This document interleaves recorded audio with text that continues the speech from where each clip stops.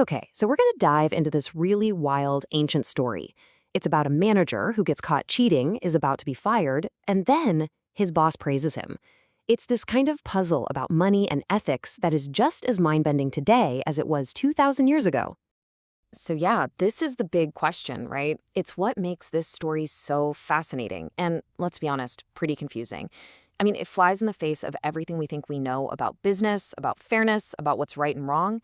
So how in the world do we make sense of this? And this is the line, the one sentence from the Gospel of Luke that just stops you in your tracks. I mean, look at that. The guy is called dishonest right there in the text, but his boss commends him, praises him for acting prudently. What is going on here? This is the paradox we've got to unpack. All right, so let's set the stage a little. You've got this guy, a steward, who's basically a financial manager for a rich dude, and he gets called on the carpet for, well, squandering his boss's property, just wasting the money. The boss finds out, calls him in, and that's it. He's fired. Okay, so before we can even begin to solve this puzzle about the steward, we really need to get a handle on the moral universe we're in here. Because the same biblical sources are crystal clear about what real predatory cheating looks like. And believe me, they do not pull any punches. Just listen to this fiery warning from the prophet Amos. I mean, there's no wiggle room in that statement, is there? He's calling out the people who are getting rich by literally trampling on the poor. This is the kind of behavior that gets absolutely fiercely condemned. And this wasn't just some random cheating. It was systematic. It was methodical. So they do things like shrink the measure, so you got less grain than you paid for. Then they'd add to the weight, so you'd pay more. They'd literally fix the scales to rip you off. And get this, they'd even sell you the refuse, the garbage scraps left on the floor. It was a whole system designed to just crush vulnerable people for a little extra profit. So now that we've seen what's clearly condemned, the texts give us this incredibly powerful picture of what's valued instead. And it's a total flip of how the world usually works. So check this out from Psalm 113. It lays out this amazing contrast. On one hand, you have God, enthroned on high. That's the ultimate image of power, right? But what does that power do? It looks down and lifts the poor from the dunghill. So true greatness here isn't about having power, it's about using it to lift up the people everyone else has forgotten. That's the lens we need to be looking through.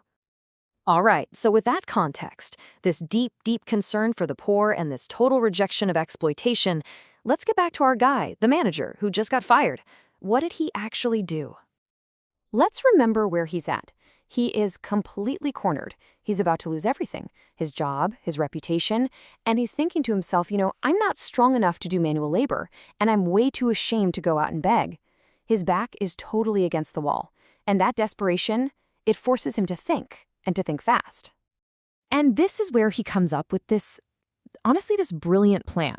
He calls in all the people who owe his boss money, one by one, and he just starts slashing their debts. The first guy owes 100 measures of oil. Poof. Now you only owe 50.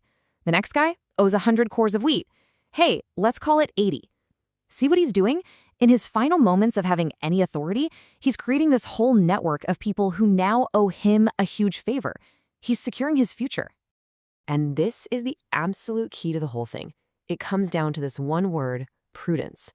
The boss wasn't praising him for being dishonest. He was praising him for his prudence, his foresight.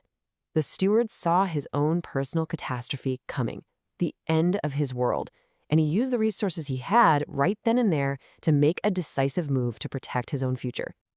But this whole story, it isn't really just about one clever manager.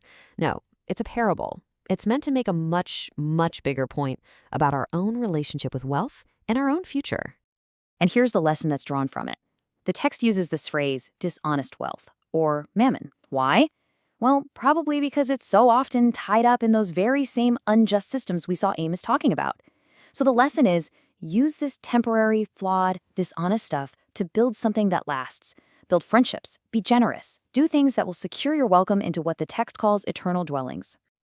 So it all boils down to this principle of trust.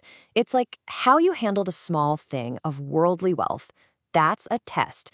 If you can't be trusted with this temporary stuff, with mammon, then who's going to trust you with the true wealth, the stuff that really truly matters for eternity? You can feel it, right?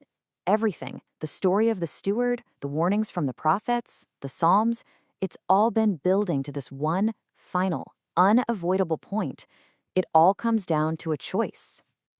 And this statement right here leaves zero room for doubt. It says, no servant can serve two masters. You just can't. You can't split your allegiance. You can't hedge your bets. Ultimately, your devotion is going to go to one, and that means, by definition, you're going to despise the other. And there it is, the final punchline of the whole passage. Mammon here isn't just talking about dollar bills in your wallet. It's the whole system of wealth, possessions, status. When that becomes your number one priority, your God. So the choice is just laid out there, plain as day. You either serve God and use wealth as a tool, or you end up serving wealth and it becomes your God. So in the end, this ancient, complicated puzzle box, it gets handed right over to us.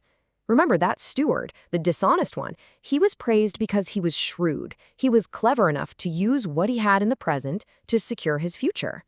And so the question the text leaves hanging in the air for us is this: are we being that shrewd? And in all our planning and all our work, which future and which master are we really truly serving?